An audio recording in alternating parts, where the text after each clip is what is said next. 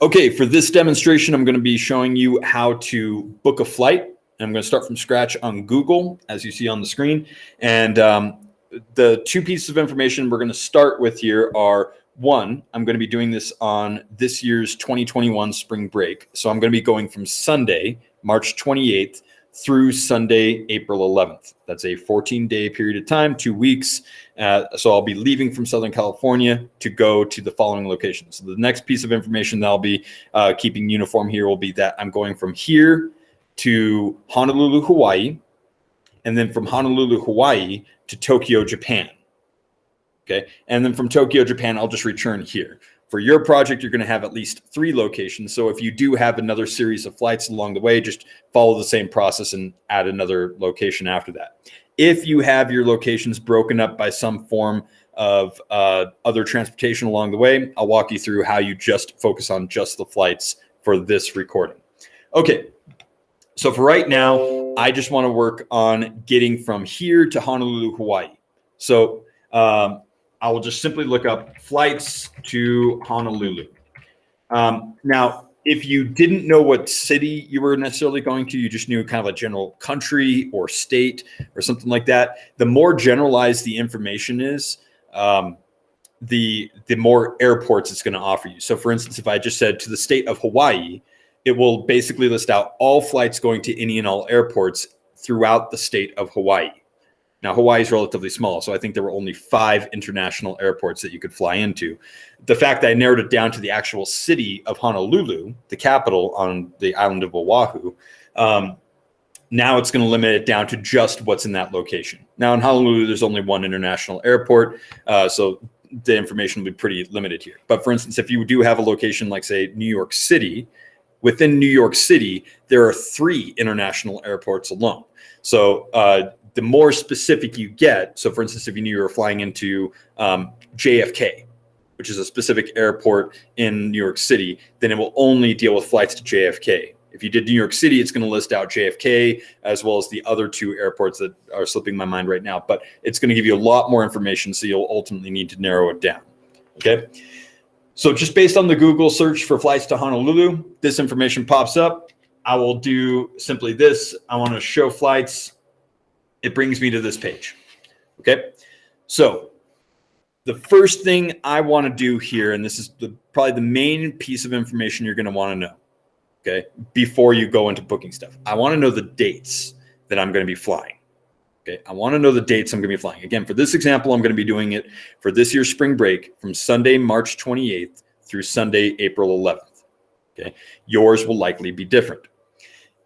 The reason why that's going to be important is because this Google search will essentially default to some generic settings. And if you, especially in your own endeavors in the future, if you're trying to just kind of see like, what does a flight to this location cost? If you just Google search it, the prices that pop up, the things that you see on the screen right now, are generic and are completely different. This is actually the generic dates that it's set to are for mid to late February. That's not when I'm going on my trip. So the prices, and at least the prices, definitely the airline information and the flight times and stuff will be very different from when I'm actually doing my vacation. Okay. And I'll show you how to do that. So again, the first thing you want to know is the dates you're going. That'll be the very first thing that I change as soon as I search this. So if you click on this little calendar icon here, this will pop up, and this is actually worth kind of exploring right now. This is a really cool feature of like these Google flights and stuff like that. And by before, I'm talking about like before the internet, way back when I was super young, which is a long time ago. In any case, in order to find out what flights cost, you had to like call the airline and actually ask for prices for specific dates and that sort of thing.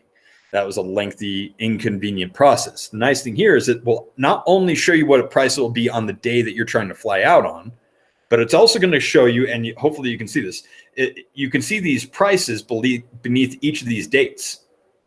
So it's going to default to some generic information right now. Okay, so some of the other variables here I'm going to deal with in a minute, it's based on things that I might not be using. But for whatever generic set it has, in this case, it's saying from LAX to Honolulu, this is what a ticket would cost on these specific days. For instance, if I wanted to fly out today from LAX to Honolulu, it would cost me $412 to do that. Okay.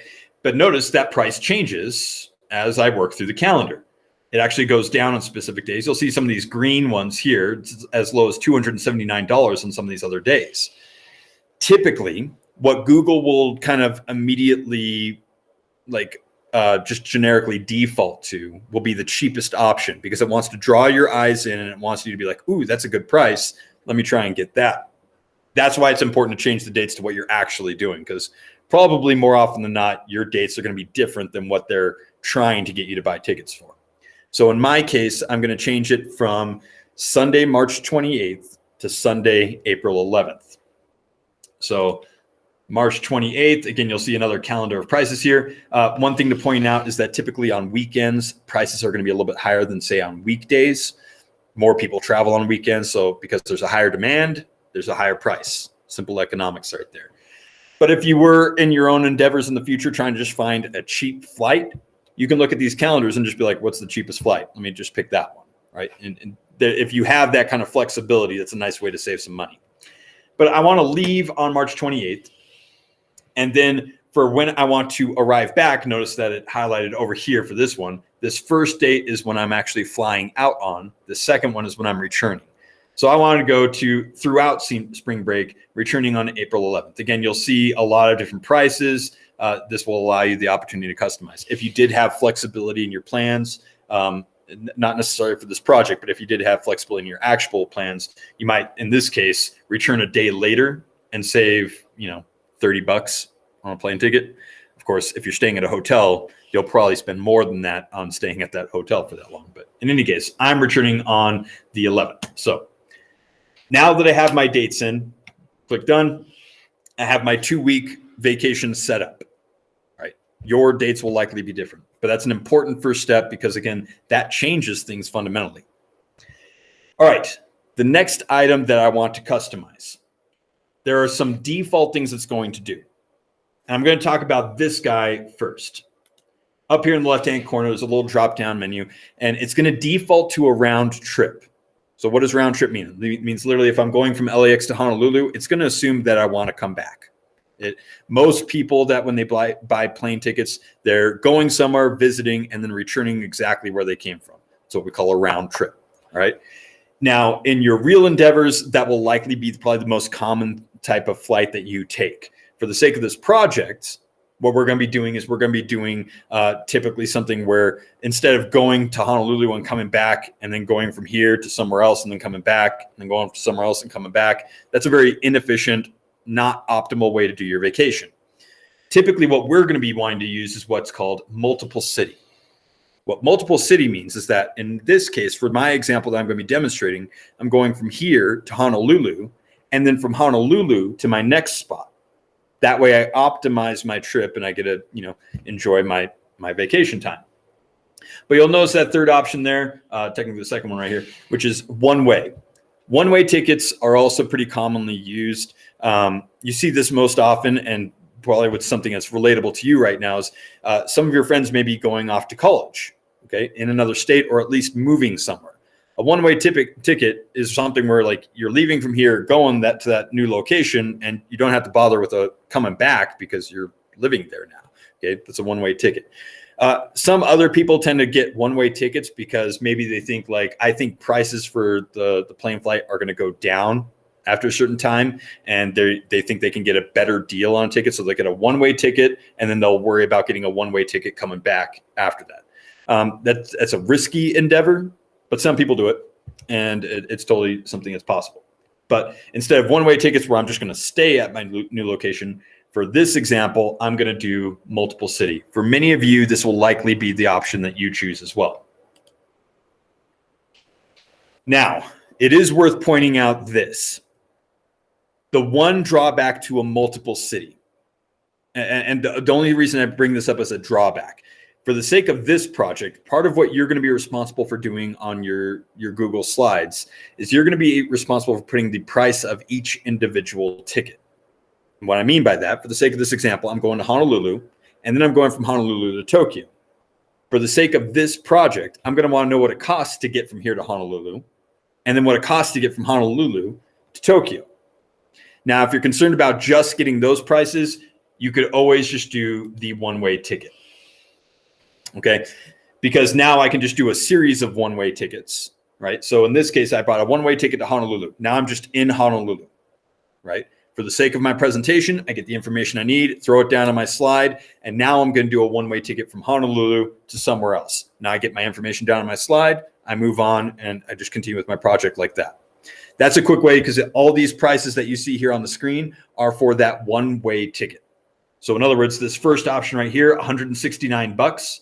That on my slide, I would say $169 to get from LAX to Honolulu. That's the price that I would put in there. That's the price I would add up towards the end for my grand total, right? That's kind of a quick way to get the information you need. The drawback for the sake of this project from a time perspective, then you have to keep recreating each of the one-way trips throughout your trip. It's not a terrible inconvenience, but that would be a foolproof way to get the individual prices. Now, the advantage in your real life for using this multiple city is that what will happen in this case, notice it offers me this option to add a flight now from Honolulu somewhere else. The nice thing here is it's just going to automatically total up what my entire travel is going to be. All right. So the advantage there is it gives me just like a really quick, instant price tag for my trip. So if I added in a flight from Honolulu to Tokyo, Japan, it would automatically add in the price of that ticket. And now it just tells me like, all right, your whole vacation costs this much for plane flights, right? Your total plane ticket costs is this. That's nice from a real world perspective if you're just trying to quickly get like, what's my trip going to cost me sort of thing. For the sake of this project, again, it might be more convenient to do the one-way thing. Keeps it pocket sized and that sort of thing. So I'm going to go ahead and change this to one-way. Yeah, I'm going to change this to one-way ticket for the sake of simplicity. That way we can just get the information we need, wash our hands of it, move on to the next city. So I know I'm returning on April 11th. We'll deal with that and cross that bridge when we get to it. Okay, these other two items, just to kind of point them out. The second guy has to do with like how many tickets you're buying. For the sake of this project, you are just taking care of yourself. Obviously, in the future, you would likely be going with friends or family in some way, shape, or form. So if you are buying tickets for multiple people, that's how you would do it. You'll notice these things that I now have to be bearing in mind because I have young children. But if you have infants are children under 2. If they're in a seat, then you have to pay for a seat, versus if they're on a lap, then you yourself are their seat. So you don't need to pay for another seat. So anyway, that's what that is. You don't have to concern yourself with that for this project. The last tab here, this refers to the basic mode of travel that you'll be taking on this flight. It will default to economy class. Economy class tends to be less comfortable, we'll say. If any of you have taken a flight before, you're kind of packed in there like sardines. Most flights will have 3 seats kind of smushed together right before there's an aisle. And so that's what you would have. Economy class tends to be the cheapest. It will default to this because it gives nice low prices, and it's supposed to do that to catch your eye. So you're like, ooh, that seems like a cheap flight. Now, if comfort is something that you were trying to explore and your like price is a little less important to you, maybe for this project, you're trying to do like a really high-end, fancy, luxurious type of vacation, you have these other options. Premium economy refers to basically there are economy seats. They're just kind of the general seating in the aircraft. Premium economy tends to be the seats that have a little more leg room. There are certain seats that are like next to like emergency doors and stuff like that that tend to have a little more leg room than the run-of-the-mill seat. So you can pay a little extra for that. Business class, virtually every flight has some sort of business class. They tend to be a little bit more separated. A lot of people mistake it for first class, but business class is just slightly more comfortable. Instead of having 3 seats packed next to each other before an aisle, you would typically only have 2. So it's a little bit more leg room and a little more elbow room on a flight. And a lot of people really appreciate that. Business class obviously is a lot more expensive. First class is actually above that. First class, not only do you get the extra luxury of more elbow room and leg room, but you also tend to have very, very different types of seats than the generic person on the plane. First class also generally gets stuff like higher class meals and stuff like that on flight, a little more access to certain amenities and stuff. But anyway, not every airline actually has a first class. Okay, be aware of that. Particularly for really short flights, there's no need for a first class, and they tend to be very, very expensive. But if you are interested in that, particularly for this project, feel free to search that stuff. They tend to be very expensive. But if that's not a concern for you for this project, check it out. And then I would also recommend just Google searching images of first class type of amenities for that airline. That way you can kind of pull down images and stuff for the sake of your presentation. For the sake of this, I'll leave it in economy. Many of you will probably do the same as well. And now let me start getting into this stuff. All right, this list of options beneath the dates. This first one right here is one I want to spend the most time talking about. Refers to the number of stops. Now, number of stops. You'll notice, let me scroll down a little bit. You'll notice these guys here say nonstop, and then we have a couple options on these other flights that include a single stop. So what does this mean? Many flights, a little less common when you're crossing the Pacific and stuff, because there are fewer places to actually stop. But if you're doing something particularly within the United States, a domestic flight, like for instance, if you're flying to New York City, you'll have lots of options for what are called layover flights.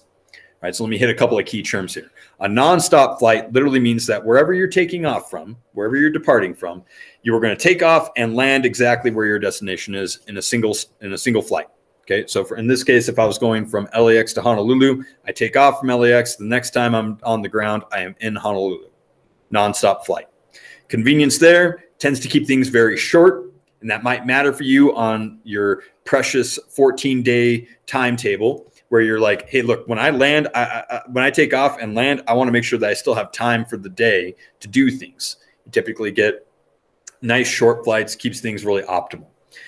All right, the disadvantage tends to be that nonstop flights are also more popular options, and therefore the price tag tends to go up a little bit more for those. Nonstop flights typically need a little bit bigger aircraft because they don't get the opportunity to refuel, so they need to have the fuel capacity to handle that flight. And so typically nonstop flights will be a little more expensive. Now, layover flights. The advantage here on the flip side of that coin is that they tend to be a little bit cheaper, tend to be. And the advantage for those as well is that you also tend to have a lot more availability for flights that have layovers or stops somewhere. So for instance, if you're flying from here to New York City, a layover flight might take off from LAX, but then land in Utah, and then take off from Utah and land in Texas, and then take off from Texas, and then finally arrive in New York City. That would be an example of a layover flight.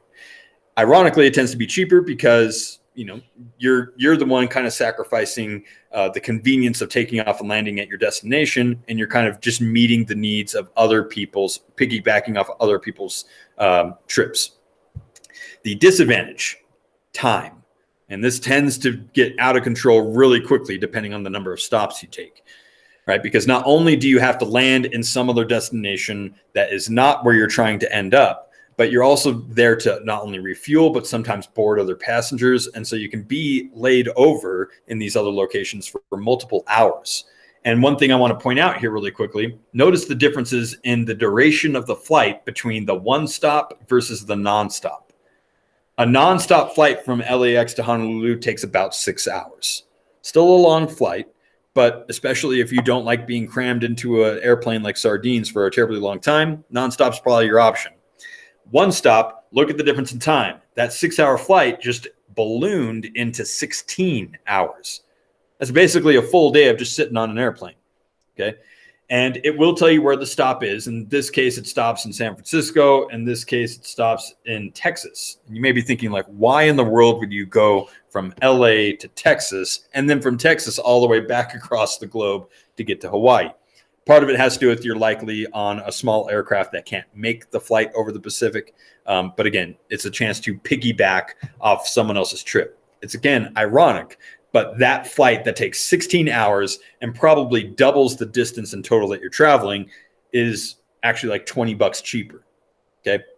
People that really care about that price are trying to do things on a budget. They're the ones that typically sacrifice and do these sorts of piggybacked flights.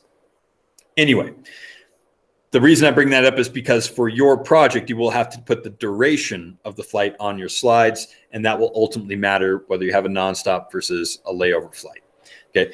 In some cases, you won't have the option. You have to have a layover flight. Typically for really long flights, like for ones from here in Southern California to say Europe, pretty much on the opposite side of the globe, you're going to have to stop because not many aircraft, if any commercial aircraft, can make that flight in one go.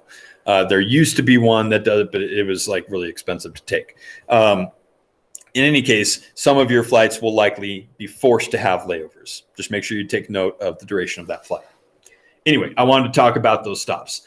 These other options probably won't apply to this project, but you can have an option for airlines in the future. Maybe you have a credit card that you get like bonus points or whatever for taking specific airlines and stuff. Many of you will likely have that, in which case you might be like, oh, I only want to take Delta flights, or I only want to take Southwest Airlines. In that case, you can filter those. Or maybe there's an airline you're like, I absolutely hate that airline. I'll never take a flight of that again. I don't even want to see them on my options. You can filter those out.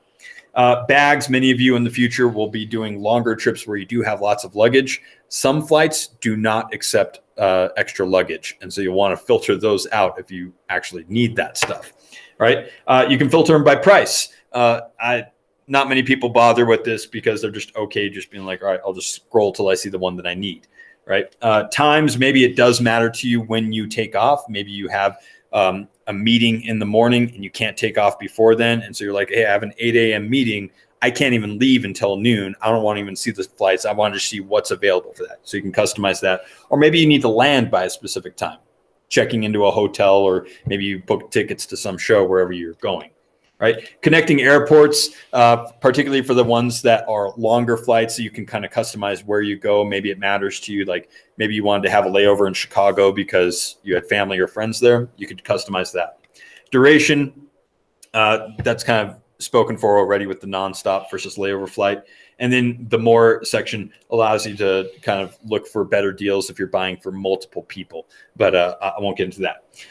All right. So how do you ultimately pull the information you need for your slides? So let me just say, for whatever reason, I chose this flight. Okay. The information you will need for your slide.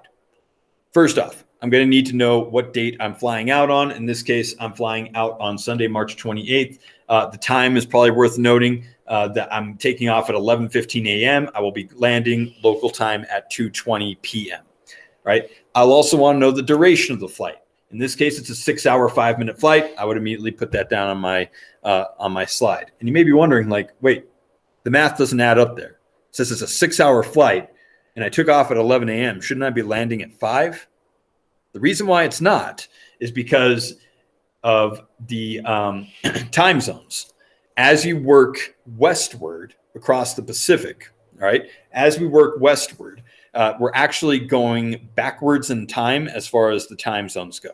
And Hawaii is 3 hours before us. And so you would land local time at 2:20. It's not like you get free hours in the day or anything like that, because ultimately when you come back, you gain those 3 hours back. So it's not like you're time traveling here, but that's worth pointing out. All right. And then also you'll notice this on my sample presentation. I have the initials for the airport I took off from and the initials of the airport I'm landing at. In this case, LAX for LA International, HNL for Honolulu International. You can hover over them if you want to see what they are. Okay. And then the nonstop flight, if you want to put that information, you could. If you do have layovers, it's probably worth noting where you are stopping along the way. But in any case, that's the information I would need about the flight. And then the price tag for that flight. Again, I did the one-way ticket thing so I could see pocket size, like for this leg of the trip, for this leg of the trip, this is what the price tag would be for that element. And then as I went into other cities, I would just continue on with that beyond. Okay. For your actual endeavors in the future, when you actually do book flights, please do not purchase these tickets for the sake of this project. You don't have that money probably. But you would be able to see exactly like local time, travel time. You'll get some amenities information over here in case you're curious about, like, will the airplane have Bluetooth? Will it have free movies? Do I get a meal on this flight? Some of that information will be over here. Okay. Anyway, so let me go back. And again, if you wanted to sort these by different things, if you were really concerned about like what's the cheapest possible flight, I can sort these things by price. And then you'll notice that the ones that have stops, layovers, and stuff like that will filter to the top because they tend to be cheaper. Or maybe they're like weird airlines out there, ones you've never heard of that offer mysteriously really cheap flights. That's possible as well. Okay.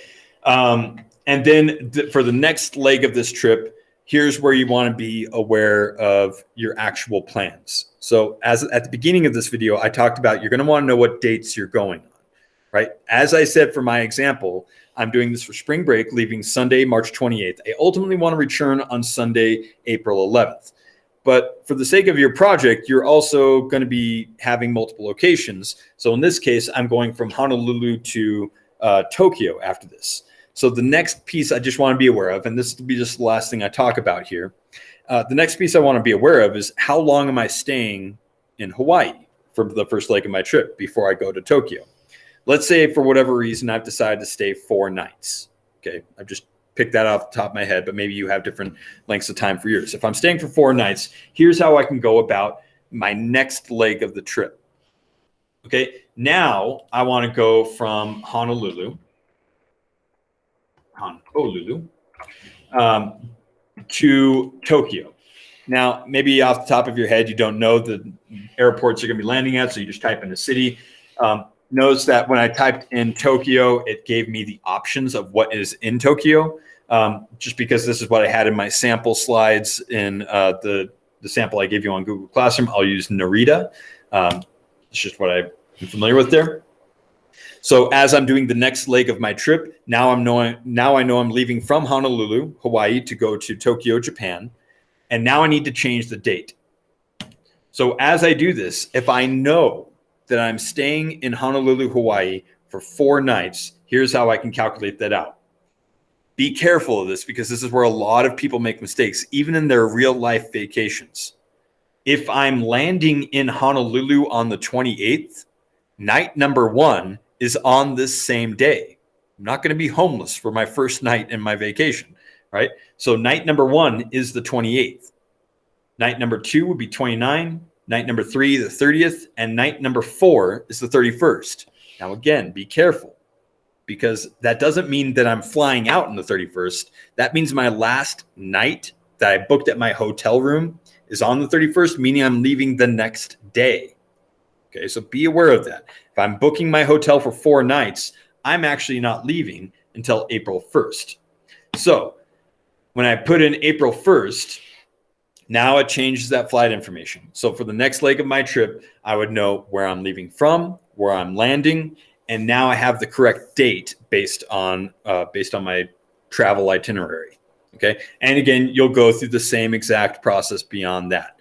Okay. Be careful about the number of stops you're taking. And then as you're putting the information in your slides, make sure you're telling me about your flight, what airport you're leaving from, where you're landing, how long is it going to take, and then the price of that ticket. And you'll see the new prices pop up for this next leg.